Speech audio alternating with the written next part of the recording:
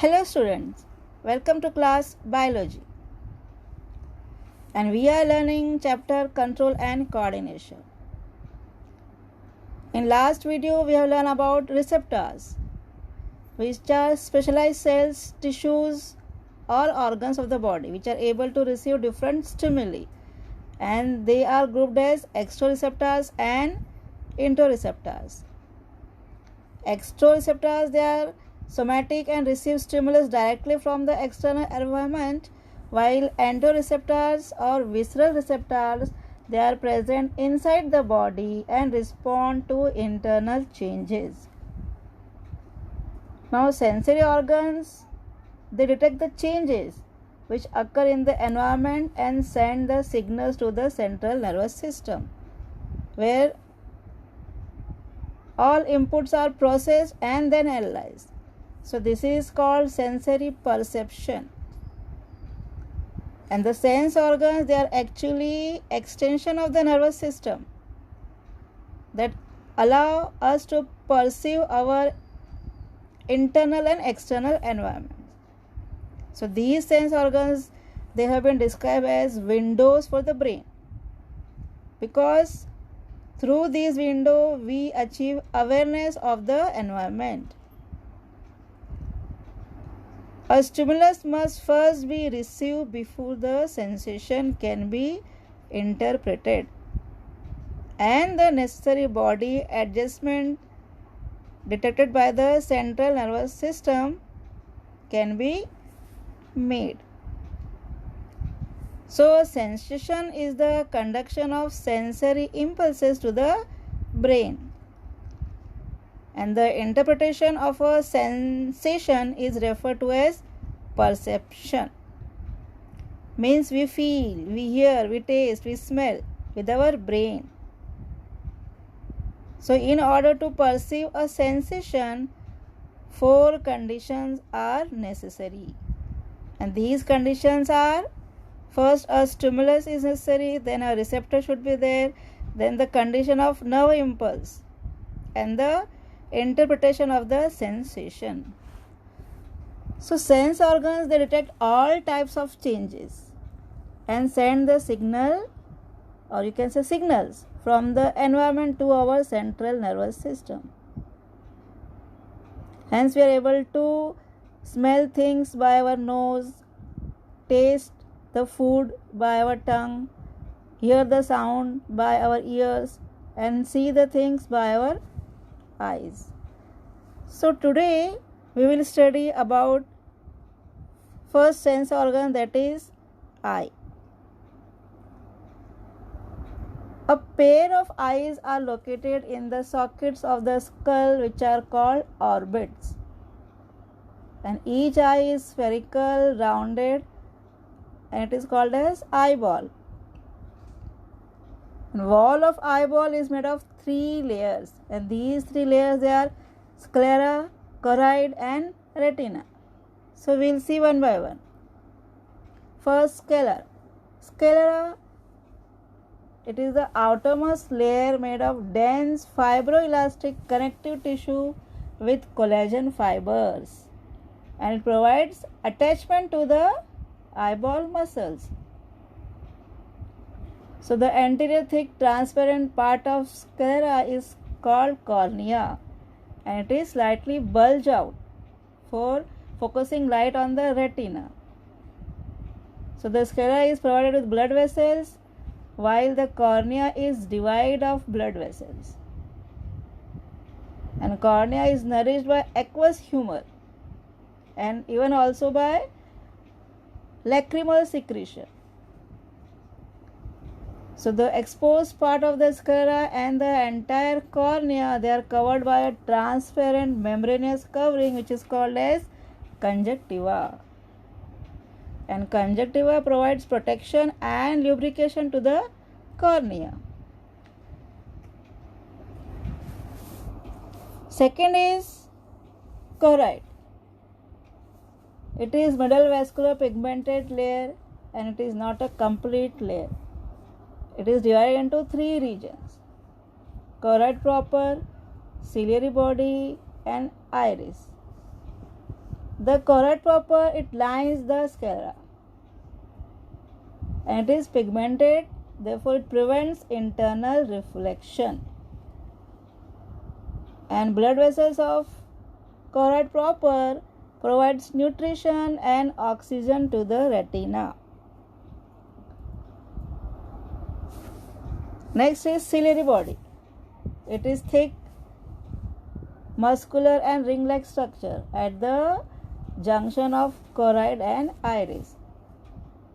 And its epithelium secretes aqueous humor. And there are suspensory ligaments which hold the lens. And the ligaments and muscles help in the adjustment of the size of the lens. Next is iris. Iris at the junction of sclera and cornea, a vascular part of choroid, sharply bends into cavity of eyeball and forming a thin colored partition which is called as iris. And it is perforated in the middle by an aperture which is called as pupil. So the pigment in the iris which is present, it determines color of the eye. Means some eyes they are black, some are blue, in this some are brown.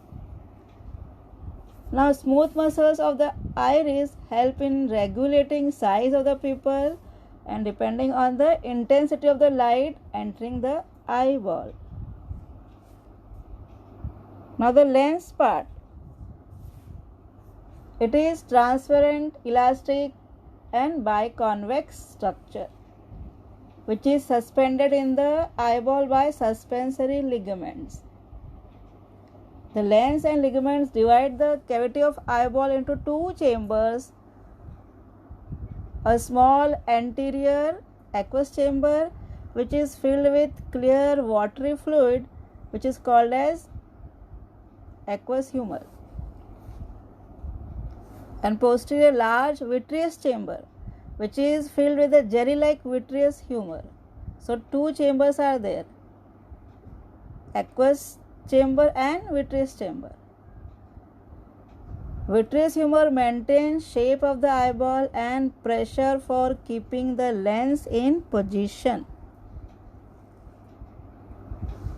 Third is retina. It is the innermost, delicate, non-vascular, light-sensitive layer. And again it has two regions. First, single layer of pigmented non-sensory part lining the iris and ciliary body, while second sensory part lining the choroid. So it has outer pigmented part and inner nervous part. And the nervous part is transparent and made of again three layers, that is outer photosensitive layer made of rod and cone cells, and middle layer of bipolar nerve cells and inner layer of ganglion cells.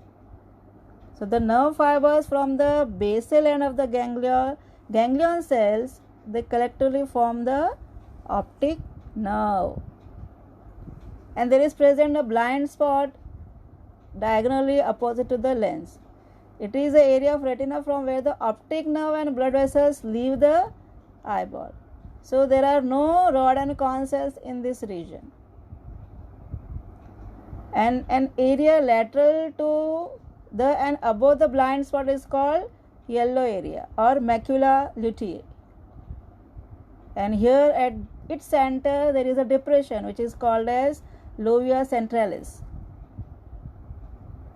And it has maximum density of cone cells and is the place of formation of sharpest vision.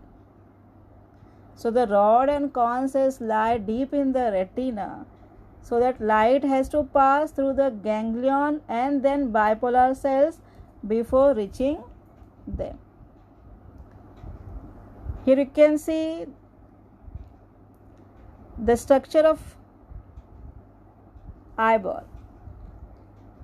First part there is cornea, then pupil is there, then you can see iris, and the first chamber, anterior chamber, it is small in size and filled with aqueous humor. Then there is a lens which separate the two chambers, that is the aqueous chamber and vitreous chamber. Vitreous chamber is filled with vitreous humor.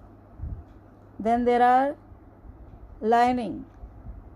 First is sclera, then innermost is retina, while the middle is choroid.